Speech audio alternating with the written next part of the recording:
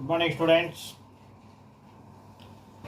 అన్న ఈరోజు మనం 7th క్లాస్ హిందీ నుంచి ఒక కొత్త పాఠం, 3వ పాఠం ఆదివాసీ నృత్య ధింసా. ఆదివాసీ నృత్య ధింసా గురించి ఈరోజు మనం చెప్పుకోవడం జరుగుతుంది. ఆదివాసీ అంటే ఏంటి అంటే అడవి జాతి వాళ్ళు అని అర్థం. ఆ అడవి జాతి వాళ్ళ డ్యాన్స్, నృత్య అంటే డ్యాన్స్ అన్నమాట. డ్యాన్స్ పేరు వచ్చేసి ధింసా. దీని గురించి ఈరోజు లెసన్ అన్నమాట. చూడండి అందరూ కూడా ఇక్కడ ఏం కనబడుతుంది, కొంతమంది అమ్మాయిలు డ్యాన్స్ చేస్తున్నారు. చిత్రమే క్యా దిఖాయి దే రహా హై, ఏం కనిపిస్తుంది చిత్రమే కుచ్ లడికియా అంటే కుచ్ స్త్రీయా నాచ్ రహీ హై, కొంతమంది డ్యాన్స్ చేస్తూ ఉన్నారు. స్త్రీయా క్యా కర్ రహీ హై అంటే కూడా స్త్రీయా నాచ్ రహీ హై, ఏం చేస్తున్నారు అంటే డ్యాన్స్ చేస్తున్నారు అని. అన్న కింద చూడండి ఒక పారాగ్రాఫ్ ఉంది, పారాగ్రాఫ్లో ఏముందో మనం తెలుసుకుందాం. ఊపర్ దియే గయే చిత్రకో దేకియే, పైన ఇవ్వబడిన ఆ బొమ్మని చూడమంటున్నాడు. స్త్రీయా నాచ్ రహీ హై, ఆడపిల్లలు ఆడవాళ్ళు డ్యాన్స్ చేస్తూ ఉన్నారు. హమారీ భారతీయ సంస్కృతి మే నృత్యం కా భీ బడా స్థాన్ హై, అంటే మన భారతీయ సంస్కృతిలో ఈ నాట్యాలకి చాలా గొప్ప స్థానము ఉంది. ధింసా ఏక్ లోక నృత్య హై, ధింసా అనేది ఒక లోక నృత్య అంటే ఫోక్ డ్యాన్స్ అని అంటారు. లోక గీత్ అంటే ఫోక్ సాంగ్ అంటారు, లోక నృత్య అంటే ఫోక్ డ్యాన్స్ అంటారు. యహ్ ఆదివాసియోं का నృత్య హై, యహ్ ఆదివాసియోं का నృత్య అంటే ఇది అడవి జాతికి చెందిన వాళ్ళ డ్యాన్స్ అన్నమాట. ఇస్ పార్ట్ మే ఆదివాసియోं के बारे में भी बताया गया है, అంటే ఈ పాఠంలో వాళ్ళ డ్యాన్స్ గురించే కాదు వాళ్ళ గురించి కూడా కొన్ని విషయాలు చెప్పబడ్డాయి అని చెప్తున్నారు. उनके त्योहारों के बारे में भी बताया गया है, आज हम उनके बारे में पढ़ेंगे. त्योहार, त्योहार అంటే ఏంది పండుగలు, వాళ్ళ పండుగల గురించి కూడా ఈ పాఠంలో చెప్పడం జరిగిందట. చూడండి నాన్న, మనం ఇప్పుడు ఈ లెసన్లోకి మనం వచ్చేస్తున్నాం. ఆదివాసీ నృత్య ధింసా. एक दिन हम धिंसा नृत्य के बारे में जानने के लिए अరకు गए थे. एक दिन అంటే ఒకరోజు అసలు ఏంటి ధింసా డ్యాన్స్ అంటే ఏంటి అనేది తెలుసుకోవడానికి, అంటే ఈ పాఠంలో మనకి ఎవరో అరకు వెళ్ళిన వాళ్ళు, ఆ ధింసా డ్యాన్స్ గురించి తెలుసుకోవడానికి వెళ్ళిన వాళ్ళు వెళ్ళొచ్చిన సంగతిని చెప్తున్నారన్నమాట. ఒకరోజు మేమంతా కూడా ఈ ధింసా అనే డ్యాన్స్ గురించి తెలుసుకోవడానికి అరకు అంటే ఊరు పేరు నాన్న, అరకుకి వెళ్ళాము. యహ్ విశాఖపట్నం జిలే కా ఏక్ పహాడీ గాంవ్ హై, ఎక్కడ ఇది అరకు ఎక్కడ ఉంది, విశాఖపట్నం జిల్లాలో ఒక కొండ ప్రాంతంలో పల్లెటూరు ఈ అరకు. యహ్ ఏక్ సుందర్ పర్యాటక స్థల్ హై, అయితే ఇది ఒక అందమైన పర్యాటక కేంద్రం. పర్యాటక స్థల్ అంటే పర్యాటక కేంద్రం అంటే చూడదగ్గ స్థలము అని. ఇసే ఆంధ్ర ఊటీ బి కాతే హై, అందరికీ ఊటీ తెలుసు కదా, బాగా చల్లగా ఉంటుంది కదా. అయితే మన ఆంధ్రప్రదేశ్లో దీన్ని ఊటీ అంటారు, అంటే కొండల ప్రాంతంలో ఉంది కదా, దానికోసం అక్కడ చల్లగా ఉంటుందేమో, అందువల్ల ఆంధ్ర ఊటీ అని అనడం జరిగింది. ఎక్కడ విశాఖపట్నంలో దిగిన తర్వాత ఎంత దూరం ఉంటుంది, యహ్ విశాఖపట్నం సే కరీబ్ 114 కిలోమీటర్ కి దూరీ పర్ హై. అక్కడ విశాఖపట్నంలో దిగిన తర్వాత 114 కిలోమీటర్లు ప్రయాణం చేయాలట. మళ్ళీ ప్రయాణం చేస్తే यहाँ से అరకు जाने के लिए रेल मार्ग भी है, అయితే అరకుకి వెళ్ళడానికి విశాఖపట్నం నుంచి బస్సులోనే కాదు రైల్లో కూడా వెళ్ళొచ్చట, రైలు మార్గం కూడా ఉంది అని అంటున్నారు. रेल की यात्रा करते समय प्रकृति की सुंदरता देखने लायक होती है. అయితే రైల్లో ఎక్కి కనుక వెళుతూ ఉంటే, రైలు ప్రయాణం చేస్తూ ఉంటే ఆ పక్క కిటికీలో నుంచి చూడొచ్చు, ఈ పక్క కిటికీలో నుంచి కూడా చూడొచ్చు కదా మనం. అలా చూస్తూ ఉంటే బయట ప్రకృతి సౌందర్యాలు చాలా బాగుంటాయట, చాలా బాగుంటాయి. यहाँ की బొర్రా గుఫాయే बहुत ही ప్రసిద్ధ హై. అక్కడ పెద్ద పెద్ద గుహలు కూడా ఉంటాయంట నాన్న, పెద్ద పెద్ద గుహలు. ఆ గుహలకేంటి బొర్రా గుఫాయే అంటారు. అక్కడ గుహలు కూడా చాలా ఫేమస్ అంట. बहुत ही ప్రసిద్ధ హై, చాలా ఫేమస్. यह एक సుందర్ మనమోహక్ స్థల్ హై. మనమోహక్ అంటే ఏంది? మన మనసుని మోహించేది, అట్రాక్ట్ చేసే లాంటి స్థలం ఆ గుహలు, ఆ పర్యాటక కేంద్రం, ఇదంతా కూడా మన ఎంతో అందమైన, మన మనసుని ఆకట్టుకునే ప్లేసెస్ అని అంటున్నారు. అర్థమైందా ఇక్కడ వరకు? ఏంటంటే దింసా డ్యాన్స్ గురించి తెలుసుకోవడానికి అరకుకి వెళ్ళారట, విశాఖపట్నంకి వెళ్ళడం జరిగింది. ఆ విశాఖపట్నంలో 114 కిలోమీటర్లు లోపలికి కనుక వెళితే అక్కడ ఒక పల్లె ప్రాంతంలో ఈ దింసా డ్యాన్స్ గురించి మనకు తెలుస్తుంది. రైలు మార్గం కూడా ఉందట దానికి వెళ్ళడానికి.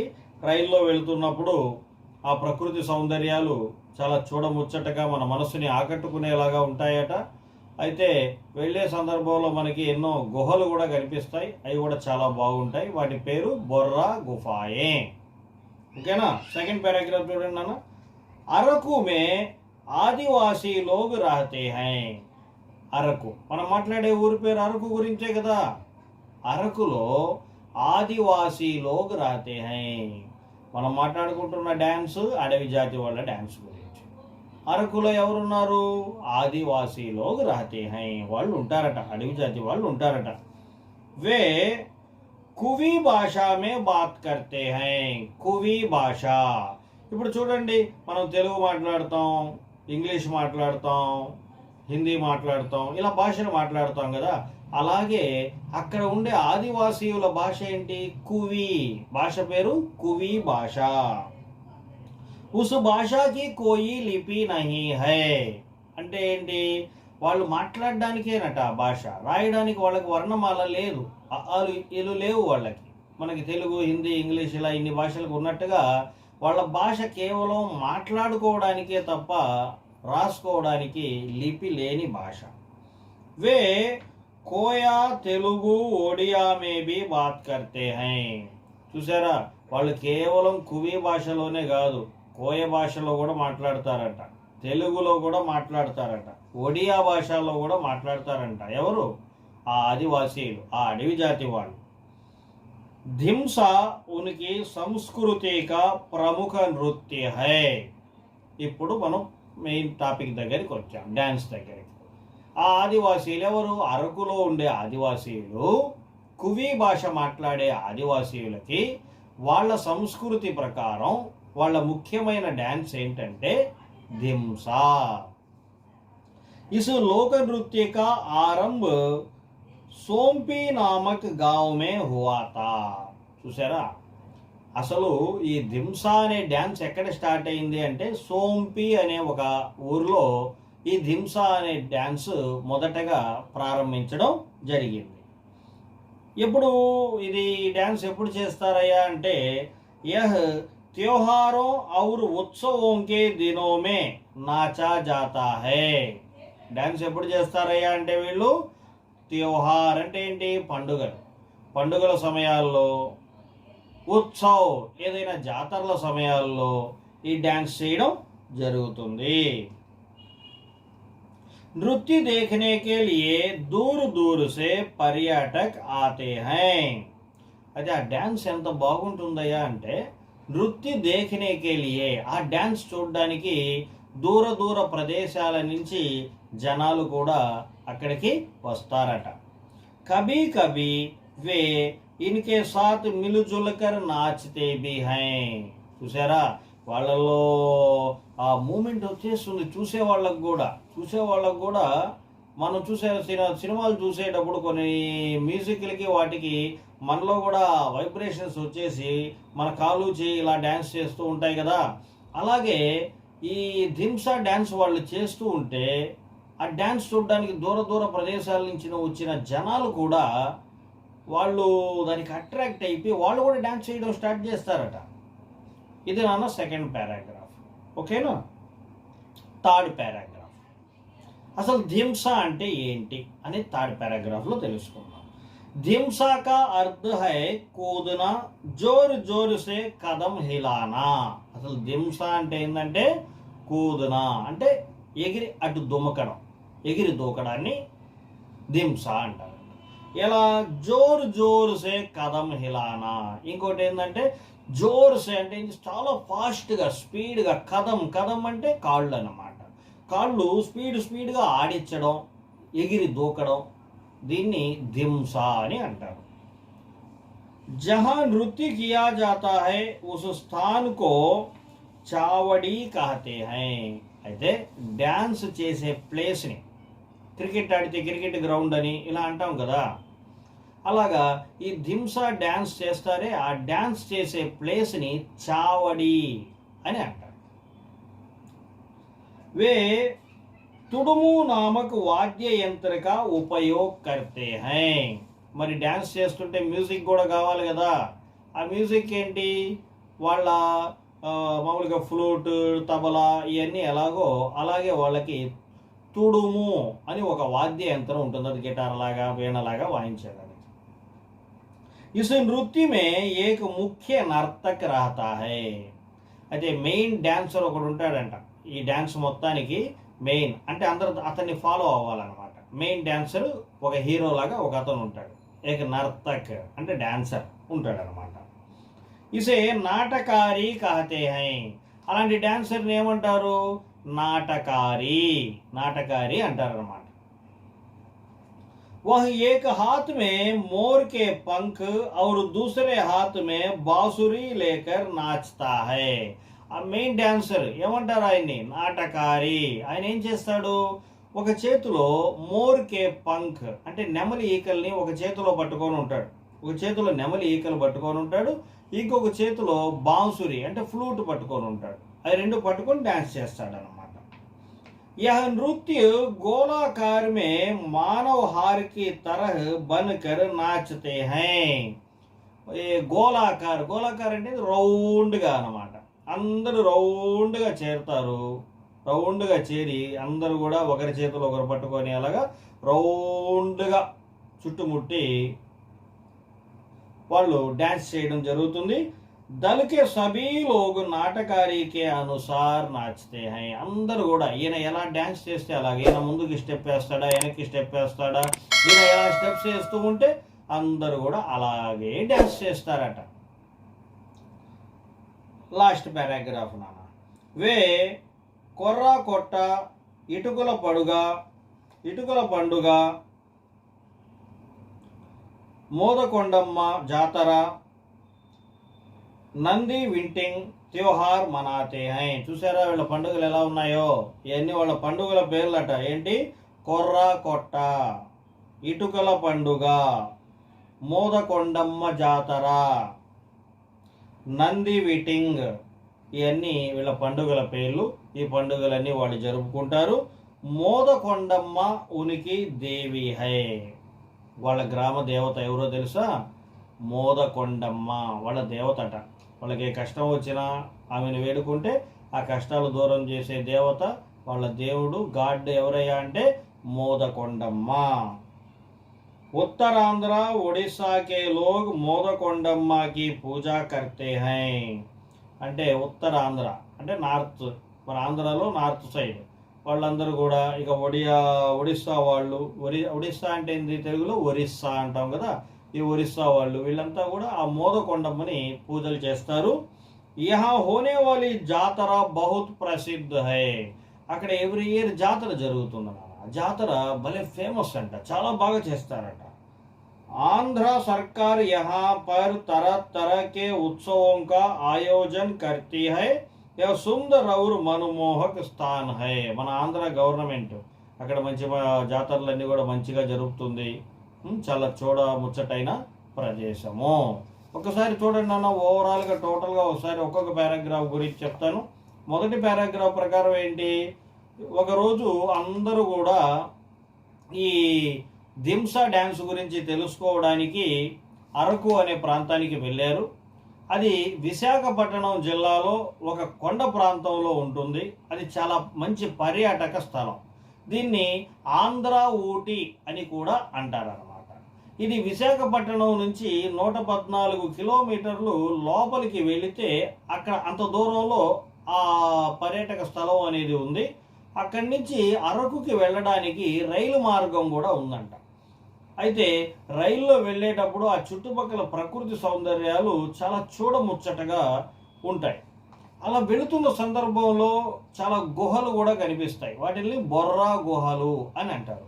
అవి కూడా మన మనసుని ఆకట్టే విధంగా ఉంటాయి. ఇది మొదటి పారాగ్రాఫ్ నాన్న. రెండో పారాగ్రాఫ్ ప్రకారం ఏంటంటే, అరకులో ఈ అడవి జాతి వాళ్ళు ఉంటారు. వీళ్ళు కువి భాషలో మాట్లాడతారు. వాళ్ళ భాషకి లిపి అనేది లేదు. అయితే వాళ్ళు కోయ భాష, తెలుగు భాష, ఒడియా భాషలో కూడా మాట్లాడతారు. మెయిన్ వాళ్ళ కల్చర్ ప్రకారం దింసా అనేది వాళ్ళ మెయిన్ డ్యాన్స్. ఈ డ్యాన్స్ అనేది ఎక్కడ స్టార్ట్ అయిందిరా అంటే, స్టార్టింగ్ సోంపి అనే ఒక పల్లెటూరులో ఇది స్టార్ట్ అయింది. ఇది పండుగల సమయంలో, జాతరల సమయంలో, ఇలాంటి సమయంలో ఈ డ్యాన్స్ చేయడం జరుగుతుంది. ఈ డ్యాన్స్ చేసేటప్పుడు చాలామంది దూర ప్రాంతాల నుంచి పర్యాటకులు కూడా వచ్చి డ్యాన్స్ చూస్తూ ఉంటారు. అందరూ కూడా కలిసి డ్యాన్స్ కూడా చేస్తారన్నమాట. థర్డ్ పారాగ్రాఫ్, దింసా అంటే అర్థం ఏంటంటే నాన్న, ఎగిరి దూకడం, వేగంగా కాళ్ళని ఆడించడం, దీనికి అర్థం ఇది. అయితే ఎక్కడైతే డ్యాన్స్ చేస్తారో ఆ డ్యాన్స్ చేసే ప్లేస్ని చావడి అని అంటారు. అయితే వీళ్ళు డ్యాన్స్ చేసేటప్పుడు ఆ మ్యూజిక్ కోసం ఒక మ్యూజికల్ ఇన్స్ట్రుమెంట్ ఒకదాన్ని వాళ్ళు స్వయంగా తయారు చేసుకున్న దాన్ని తుడుము అంటారు, దాన్ని ఉపయోగిస్తారు. అయితే ఈ డ్యాన్స్ చేసేదానికి ఒక మెయిన్ డ్యాన్సర్ ఒక ఆయన ఉంటాడు, ఒక నర్తకుడు. ఆయన్ని నాటకారి అని అంటారు. అయితే ఆయన ఒక చేతిలో నెమలి ఈకల్ని పట్టుకుంటాడు, ఇంకో చేతిలో ఒక ఫ్లూట్ పట్టుకొని డ్యాన్స్ చేస్తూ ఉంటాడు. అందరూ కూడా ఆయన్ని ఫాలో అవుతారు. రౌండ్గా ఆయన్ని చుట్టుముట్టేసి ఆయన ఎలా డ్యాన్స్ చేస్తూ ఉంటే అలా ఆయన్ని చుట్టుముట్టి అందరూ కూడా డ్యాన్స్ చేయడం జరుగుతుంది. అండ్ లాస్ట్ పారాగ్రాఫ్, వీళ్ళ పండుగలు నాన్న, వీళ్ళు కొర్రకొట్ట, ఇటుకల పండుగ, మోదకొండమ్మ జాతర, నంది విటింగ్ అనే పండుగల్ని వీళ్ళు చేసుకుంటారు. మోదకొండమ్మ అనేది వీళ్ళ దేవత అన్నమాట. మన ఉత్తర ఆంధ్రాలో కానీ ఒరిస్సాలో కానీ అందరూ కూడా ఈ దేవతలు పూజలు చేస్తూ ఉంటారు. ఇక్కడ